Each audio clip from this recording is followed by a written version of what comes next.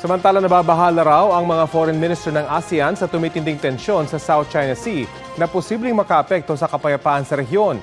Kasunod yan ang sunod-sunod na palitan ng akusasyon ng Pilipinas at China matapos ang mga insidente ng harassment sa West Philippine Sea. Ayon sa ASEAN foreign ministers, dapat maibalik ang tiwala ng mga bansa sa isa't isa. Kailangan din daw magtimpi at iwasan ang mga aktibidad na posibleng magpalala sa tensyon. Binigyang diin din nila ang halaga ng mapayapang dialogo sa pagsusulong ng katatagan at kooperasyon sa rehiyon.